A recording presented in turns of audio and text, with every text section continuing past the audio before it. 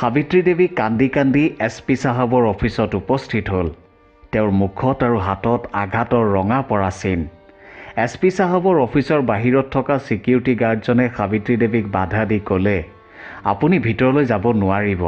তেতিয়া সাবিত্ৰী দেৱীয়ে কান্দি কান্দি ক'লে, বোপা, আজি যদি মই SP চাহাবক লগ কৰিব নোৱাৰোঁ তেন্তে আজি মোৰ শেষ দিন হ'ব। মই কাবৌ কৰিছোঁ, মোক এবাৰ SP ছাৰৰ ওচৰলৈ যাবলৈ দিয়া, নহ'লে মোৰ স্বামীয়ে মোক জীয়াই থাকিবলৈ নিদিব। তেতিয়া ছিকিউৰিটি গাৰ্ডজনে ক'লে, চাওক, আপুনি এতিয়া SP ছাৰক লগ কৰিব নোৱাৰে, কাৰণ এতিয়া তেওঁৰ শোৱাৰ সময়। আপুনি কালিলৈ ৰাতিপুৱা আহিব। সেই সময়তে SP চাহাবে খিৰিকীৰে ছিকিউৰিটি গাৰ্ডজন আৰু মহিলাগৰাকী কথা পাতি থকা দেখিছিল। SP চাহাবে ঘৰৰ ভিতৰৰ পৰা বাহিৰলৈ আহি ছিকিউৰিটি গাৰ্ডজনক ক'লে, মহিলাগৰাকীক আহিবলৈ দিয়া। সাবিত্ৰী দেৱীয়ে দৌৰি অহা দি আহি SP চাহাবক ক'বলৈ ধৰিলে, ছাৰ, মোক সহায় কৰক, নহ'লে মোৰ স্বামীয়ে মোক জীয়াই থাকিবলৈ নিদিব। মহিলাগৰাকীৰ যন্ত্ৰণা ভৰা কথা শুনি SP চাহাবে ক'লে, মোৰ অফিচলৈ বলক, তাতে বহি কথা পাতিম। কথামতে SP চাহাবে সাবিত্ৰী দেৱীক অফিচলৈ লৈ আহিলে। সাবিত্ৰী দেৱীৰ হাত, মুখ, পেট আদিত মাৰপিটৰ চিন স্পষ্ট আছিল। তেওঁ অতি দুৰ্বল হৈ পৰিছিল। SP অফিচত কাম কৰা এজনে সাবিত্ৰী দেৱীক পানী এগিলাচ খাবলৈ দিলে। পানী খোৱা হোৱাত SP চাহাবে সুধিলে, এতিয়া কওকচোন, কি হৈছে আপোনাৰ লগত? সাবিত্ৰী দেৱীয়ে এটা দীঘলীয়া হুমুনিয়াহ কাঢ়ি ক'লে, চাহাব, মোৰ স্বামীয়ে সদায় মদ খায় আৰু মোক শাৰীৰিক মানসিক অত্যাচাৰ কৰে। মই আনৰ ঘৰে ঘৰে গৈ সৰা মচা, বাচন ধোৱা আদি কাম কৰোঁ, আৰু যি পইচা পাতি পাওঁ সেইকেইটাও মোৰ স্বামীয়ে কাঢ়ি লৈ যায় আৰু মোকেই মাৰপিট কৰে। সাবিত্ৰী দেৱীৰ কথা শুনি SP চাহাবৰ যথেষ্ট খং উঠিল। আই, আপুনি নাকান্দিব, মই নিশ্চয় আপোনাক সহায় কৰিম। SP চাহাবৰ কথা শুনি সাবিত্ৰীয়ে চকু পানী মচি SP চাহাবৰ মুখলৈ লাগি চাই ৰ'ল। SP চাহাবৰ মুখলৈ চোৱাত সাবিত্ৰী দেৱীৰ ভৰিৰ তলৰ মাটি যেন খহি পৰিল। তেওঁ আচৰিত হৈ পৰিল, কাৰণ সাবিত্ৰী দেৱীৰ সন্মুখত SP ৰূপত থিয় হৈ থকা সেইজন আছিল তেওঁৰে মৃত পুত্ৰ, যাৰ আজিৰ পৰা 22 বছৰ আগতে এটা দুৰ্ঘটনাত মৃত্যু হৈছিল। প্ৰিয় দৰ্শক, এই কাহিনীটো সম্পূৰ্ণকৈ জানিবলৈ ভিডিঅ'টো শেষলৈকে নিশ্চয় চাব। সাবিত্ৰী দেৱীয়ে এয়া বিশ্বাসেই কৰিব পৰা নাছিল যে এয়া কেনেকৈ সম্ভৱ হ'ব পাৰে। তেওঁৰ ল'ৰাইটো 4 বছৰ বয়সতে এই সংসাৰৰ পৰা বিদায় লৈছে। সাবিত্ৰী দেৱীয়ে যেতিয়া SP চাহাবক ভালকৈ লক্ষ্য কৰিছিল, তেতিয়া তেওঁ দেখিছিল যে SP চাহাবৰ মুখত যিটো জন্মগত চিন আছে, ঠিক তেনেকুৱা এটা চিন তেওঁৰ ল'ৰাটোৰ মুখতো আছিল। সাবিত্ৰী দেৱীয়ে বুজি পোৱা নাছিল যে তেওঁ এতিয়া কি ক'ব। সাবিত্ৰী দেৱীক মৌন হৈ পৰা দেখি SP চাহাবে সুধিলে, আই, আপুনি মনে মনে থাকিলে যে, কি হ'ল আপোনাৰ? আপুনি কথাখিনি ভালকৈ কৈ যাওক। মৌনতা ভংগ কৰি সাবিত্ৰী দেৱীয়ে ক'লে, চাহাব, আপুনি মোক এটা কথা ক'বনে? কি কথা আই? আপোনাৰ মুখত এই ক'লা ৰঙৰ চিনটো কেতিয়াৰ পৰা আছে? তেতিয়া SP চাহাবে ক'লে, এইটোতো মোৰ জন্মগত। তেতিয়া সাবিত্ৰী দেৱীয়ে পুনৰ সুধিলে, তেন্তে আপোনাৰ পিঠিটো এনেকুৱা এটা ক'লা ৰঙৰ চিহ্ন আছেনে বাৰু? তেতিয়া SP চাহাবে কওঁ নকওঁকৈ ক'লে, হয়, আছে। আপুনি কেনেকৈ গম পালে? আৰু আপোনাক এইবোৰ কথাৰ কি প্ৰয়োজন? SP চাহাবৰ কথা শুনি সাবিত্ৰী দেৱী হতবাক হৈ পৰিল। সাবিত্ৰী দেৱী নিশ্চিত হৈ পৰিল যে তেওঁৰ ল'ৰাৰ গাতো একেই চিন আছিল যি চিন SP চাহাবৰ গাত আছে। সাবিত্ৰী দেৱীয়ে তেতিয়া কান্দি কান্দি ক'বলৈ ধৰিলে, চাহাব, তুমিয়েই মোৰ ল'ৰা, যাক আমি ইমান বছৰে কোনো দুৰ্ঘটনাত মৃত্যু হোৱা বুলি ভাবি আছিলোঁ। তেতিয়া SP চাহাবে ক'লে, কিন্তু আই, আপোনাৰ এই কথা মই কেনেকৈ মানি ল'ম, আৰু এয়া কেনেকৈ সম্ভৱ? তেতিয়া সাবিত্ৰী দেৱীয়ে ক'লে, বোপা, তুমি কোৱাচোন তোমাৰ পিতৃ মাতৃ কোন? তেতিয়া SP চাহাবে ক'লে, মোৰ পিতৃ মাতৃ দিল্লীত থাকে। বোপা, মোৰ ল'ৰাটো যেতিয়া নিৰুদ্দেশ হৈছিল তেতিয়া তাৰ বয়স আছিল 4 বছৰ। তাৰ পিছত আমি আৰু তাক বিচাৰি পোৱা নাছিলোঁ। মই আৰু মোৰ স্বামী দুয়ো বহুত বিচাৰিছিলোঁ, কিন্তু তাৰ পিছত আমি সেই দুৰ্ঘটনাটোত মৃত্যু হোৱা বুলি মানিবলৈ বাধ্য হৈ পৰিছিলোঁ। তেতিয়া SP চাহাবে ক'লে যে হয়, ময়ো মোৰ পিতৃ মাতৃৰ পৰা প্ৰায় 4 বছৰমান বয়সতে পৃথক হৈ পৰিছিলোঁ। কোনো এক দুৰ্ঘটনাত মই মোৰ পিতৃ মাতৃৰ পৰা পৃথক হৈছিলোঁ। এই কথা মোৰ বৰ্তমানৰ পিতৃ মাতৃৰ পৰা জানিব পাৰিছিলোঁ। দিল্লীত থকা বৰ্তমানৰ পিতৃ মাতৃয়ে মোক ডাঙৰ দীঘল কৰি পঢ়ুৱালে, আৰু আজি মই এজন SP। এই কথা শুনি সাবিত্ৰী দেৱী পুনৰ এবাৰৰ বাবে হতবাক হৈ পৰিল। তেওঁ এইবাৰ ভালকৈয়ে বুজি পাইছিল যে আজি তেওঁ যিজন মানুহৰ সন্মুখত থিয় হৈ আছে সেইজন আন কোনো নহয়, বৰং তেওঁৰে মৃত পুত্ৰ। কিন্তু এই ঘটনা কেনেকৈ সংঘটিত হ'ল? আই, এইবোৰ কেনেকৈ ঘটিবলৈ পালে? SP চাহাবে সুধিলে। তেন্তে আপুনিয়ে মোৰ জন্মদাত্ৰী মা নেকি? কিন্তু এই সকলো কথা মই কেনেকৈ বিশ্বাস কৰোঁ? তেতিয়া সাবিত্ৰী দেৱীয়ে যি ৰহস্য ফাদিল কৰিলে সেয়া জানি SP চাহাবৰো ভৰিৰ তলৰ মাটি খহি পৰিল।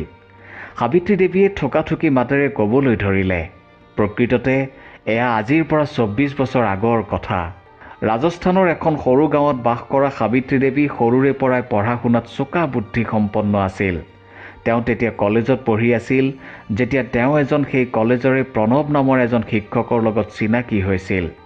প্ৰণৱে সাবিত্ৰী দেৱীকো পঢ়ুৱাইছিল। তেওঁ দেখিবলৈ বৰ ধুনীয়া আছিল। তাৰ সমানে সাবিত্ৰী দেৱীও কম নাছিল। প্ৰণৱে সকলো ছাত্ৰ ছাত্ৰীৰ আগত সাবিত্ৰীৰ প্ৰশংসা কৰিছিল। প্ৰকৃততে প্ৰণৱে মনে মনে সাবিত্ৰীক ভাল পাই পেলাইছিল। আৰু এটা সময়ত সাবিত্ৰীয়েও শিক্ষকজনক ভাল পাবলৈ ধৰিছিল। সাবিত্ৰীয়ে প্ৰণৱক লগ পাবলৈ তেওঁৰে ওচৰত টিউচন লৈছিল। লাহে লাহে দুয়োৰে মাজত সম্পৰ্ক গভীৰ হৈ পৰিল। এদিন সাবিত্ৰীয়ে ঘৰত কলেজ শিক্ষক প্ৰণৱৰ লগত বিয়াত বহাৰ কথা ক'লে।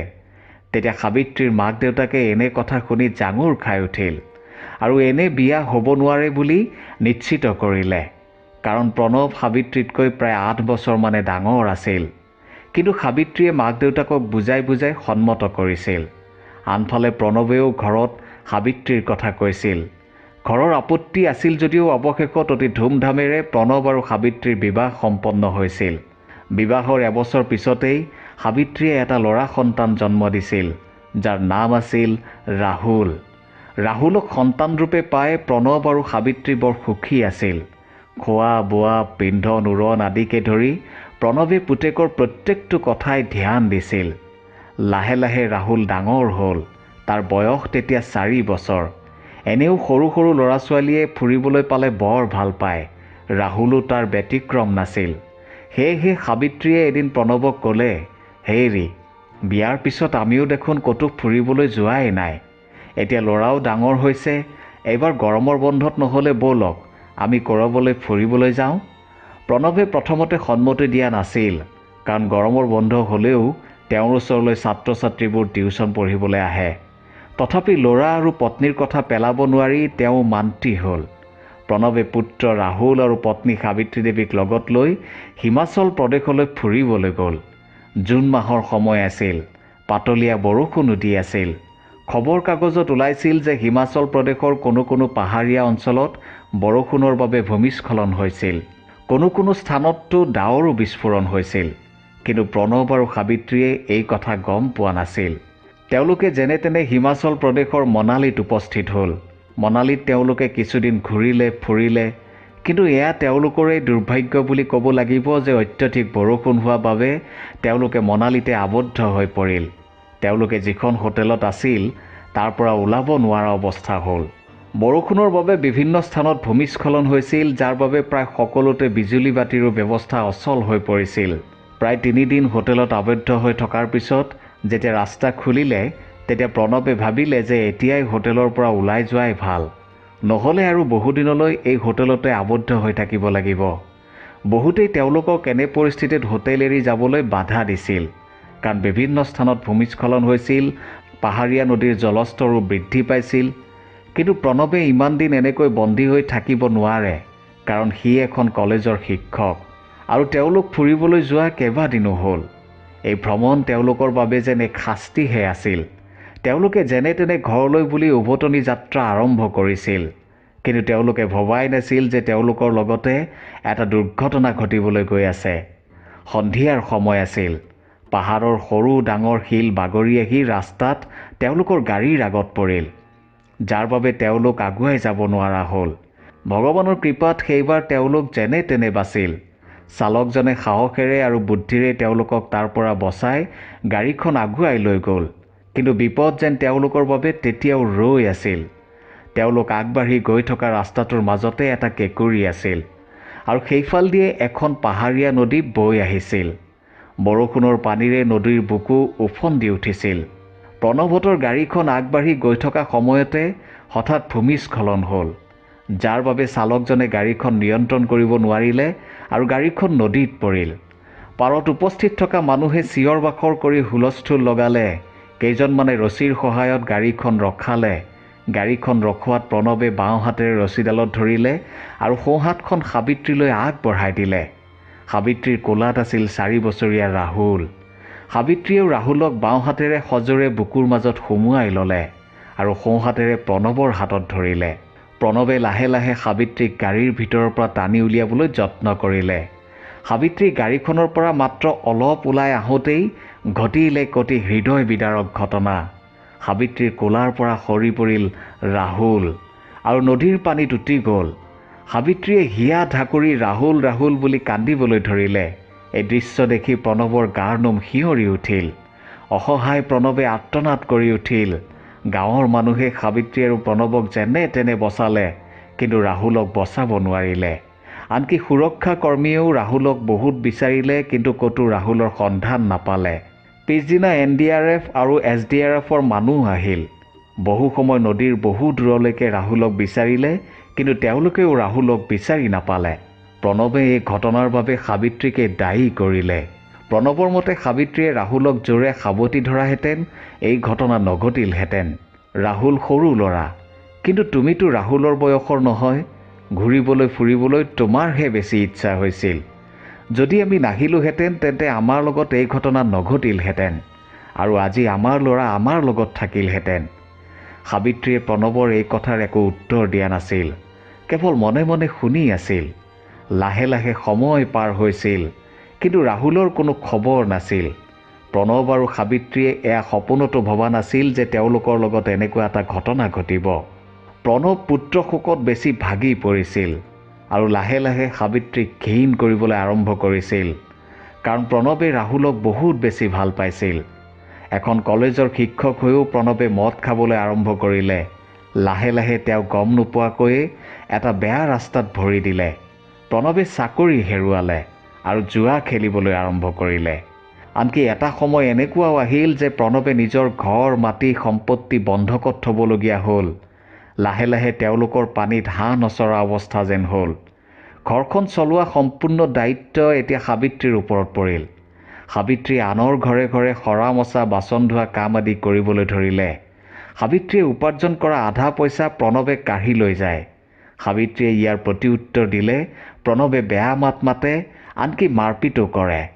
এনেকৈয়ে 22টা বছৰ পাৰ হ'ল আৰু মই এনেদৰে শাস্তি ভোগ কৰি আছোঁ। আৰু আজি এইটো দিন আহি পালে যে মোৰ সন্মুখত মোৰ পুত্ৰ এগৰাকী SP হৈ থিয় হৈ আছে। সঁচাই ভগৱানৰ কি যে লীলা, তেওঁ যে কেনেকৈ ন্যায় কৰে। আজি যদি তোমাৰ দেউতাই মোক অত্যাচাৰ নকৰিলেহেঁতেন, আজি মই তোমাৰ ওচৰলৈ নাহিলোহেঁতেন আৰু তোমাক মোৰ চকুৰ সন্মুখত নেদেখিলোহেঁতেন। এই বুলি কৈ সাবিত্ৰী দেৱীয়ে হুক হুকাই কান্দিবলৈ ধৰিলে। সাবিত্ৰী দেৱীৰ কথা শুনি SP চাহাবৰো চকু সেমেকি উঠিল। এতিয়া আপুনি চিন্তা নকৰিব, মই আছোঁ যেতিয়া, এতিয়া আৰু আপোনাৰ একো সমস্যা হ'বলৈ নিদিওঁ। তেতিয়া সাবিত্ৰী দেৱীয়ে ক'লে, কিন্তু বোপা, আমি তোমাক বিচাৰি চলাথ কৰিছিলোঁ, তুমি কেনেকৈ ক'ত? তেতিয়া SP চাহাবে ক'লে, সেয়া ময়ো নাজানো। এই সকলো দিল্লীত থকা মোৰ পিতৃ মাতৃয়েহে জানিব আৰু তেওঁলোকেহে আপোনাক ক'ব পাৰিব, কাৰণ সেই সময়ত মইতো বহুতেই সৰু আছিলোঁ আৰু তেতিয়াৰে পৰা মই তেওঁলোককেই মোৰ পিতৃ মাতৃ বুলি জানিব পাৰিছিলোঁ। ঠিক আছে, মই আপোনাক মোৰ পিতৃ মাতৃৰ ওচৰলৈ লৈ যাম। কথামতে SP চাহাবে সাবিত্ৰী দেৱীক দিল্লীলৈ লৈ গ'ল। SP চাহাবৰ পিতৃ মাতৃয়ে সকলো কথা বিৱৰি ক'লে, চাওক, যেতিয়া ঘটনাটো ঘটিছিল তেতিয়া আমিও সেই স্থানতেই আছিলোঁ। আমিও সেই স্থানত বহুদিনলৈকে আবদ্ধ হৈ আছিলোঁ। এদিন এক হোৱা দোৱা লাগিল ওচৰৰে এটা অঞ্চলত। আমিও দৌৰি গ'লোঁ। খবৰ পালোঁ অঞ্চলটোৰ ৰাইজে অচেতন অৱস্থাত এজন প্ৰায় 4 বছৰীয়া ল'ৰা উদ্ধাৰ কৰিছে। স্থানীয় পুলিচ প্ৰশাসনো তাত উপস্থিত হ'ল। পুলিচে ল'ৰাজনক লগে লগে হস্পিটেললৈ লৈ গ'ল। ল'ৰাজনৰ চেতনা অহালৈ আমিও হস্পিটেলতে থাকিলোঁ। ল'ৰাজনক আমি তুলি ল'ম বুলি পুলিচক জানিবলৈ দিলোঁ, কাৰণ বিয়াৰ 8 বছৰ পিছতো আমাৰ কোনো সন্তান নাছিল। কিন্তু পুলিচে তেতিয়া সন্মতি নিদিলে। পুলিচে ক'লে যে তেওঁলোকে হেনো ল'ৰাজনক কিছুদিনৰ বাবে তেওঁলোকৰ নজৰত ৰাখিব, কাৰণ ল'ৰাজনৰ খবৰ পাই তাৰ পিতৃ মাতৃ হয়তো ওলাবও পাৰে। কিন্তু পুলিচে এদিনমান ল'ৰাজনক ৰাখিলে, তাৰপিছত এখন অনাথ আশ্ৰমক গতাই দিলে। আমিও খবৰ পাই দৌৰাদৌৰিকৈ আশ্ৰমখনলৈ গ'লোঁ আৰু সকলো নিয়ম নীতি কৰি ল'ৰাজনক আমাৰ ঘৰলৈ লৈ আহিলোঁ। কিন্তু ল'ৰাজনৰ একো মনত পৰা নাছিল। তাৰ লগত কি হৈছিল, কেনেকৈ হৈছিল, তাৰ অলপো মনত পৰা নাছিল। আৰু পৰিবনো কেনেকৈ? তাৰ বয়সো আছিল মাত্ৰ 4 বছৰহে। আমি ল'ৰাজনক ডাঙৰ দীঘল কৰিলোঁ, পঢ়া শুনা কৰালোঁ, আৰু আজি সি এজন SP। কথা শুনি SP চাহাব আৰু সাবিত্ৰীৰো চকু পানী বৈ গ'ল। SP চাহাবে সিদ্ধান্ত ল'লে যে তেওঁ সাবিত্ৰী দেৱীৰ স্বামী অৰ্থাৎ নিজৰ পিতৃৰ ওচৰলৈ যাব। সিদ্ধান্তমতে কাম হ'ল। SP আৰু সাবিত্ৰীক দেখি প্ৰণৱে এক প্ৰকাৰ আচৰিত হৈ উঠিল। এইজন কাক লগত লৈ আহিছা? তেতিয়া সাবিত্ৰীয়ে আৰম্ভণিৰ পৰা সকলো কথা বিৱৰি ক'লে। কেনেকৈ SP চাহাবক লগ পালে, ৰাহুল কেনেকৈ সেই দুৰ্ঘটনাটোৰ পৰা বাচিলে, কোনে বচালে, আৰু শেষত কোনে তাক আজিলৈ ডাঙৰ দীঘল কৰিলে।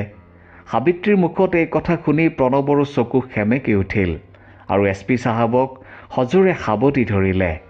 এয়া চাগে ভগৱানৰেই লীলা। SP চাহাবে তেতিয়া আৰু এটা সিদ্ধান্ত ল'লে যে আজিৰে পৰা তেওঁৰ 2গৰাকী মাতৃ আৰু 2গৰাকী পিতৃ। কাৰণ জন্মদাতা পিতৃ মাতৃক পাই তেওঁ তেওঁৰ পালনকৰ্তা পিতৃ মাতৃক কেতিয়াও পাহৰিব নোৱাৰে। কাৰণ আজি তেওঁলোকে ডাঙৰ দীঘল পঢ়া শুনা নকৰোৱাহেঁতেন ৰাহুল এগৰাকী SP হ'ব নোৱাৰিলেহেঁতেন। আজি সুদীৰ্ঘ 22 বছৰ পিছত নিজৰ পিতৃ মাতৃক ঘূৰাই পাইছে, গতিকে তেওঁলোককো এৰিব নোৱাৰে। সেয়েহে চাৰিওজনকে একেলগে এখন ঘৰতে ৰখাৰ সিদ্ধান্ত ল'লে। প্ৰিয় দৰ্শক, এয়া আছিল আজিৰ এক হৃদয়স্পৰ্শী কাহিনী। কাহিনীটো শুনি আপুনি কেনেকুৱা পালে? আপোনাৰ মতামত নিশ্চয় জনাব। নেতিবাচকৰ পৰা ইতিবাচকলৈ পৰিৱৰ্তন কৰা মোৰ এই যাত্ৰাৰ অংশীদাৰ হওক, মোৰ এই প্ৰয়াসৰ অংশীদাৰ হওক। আৰু চাই থাকক, শুনি থাকক মটিভেটৰ নিৰঞ্জনৰ মটিভেশ্যন। আৰু সদায় সুস্থ থাকক, সুস্থ চিন্তা কৰক, সুস্থ খাওক, নিজৰ লগতে আনৰ লগতে নিজৰ দেশখনকো বচাওক। ধন্যবাদ।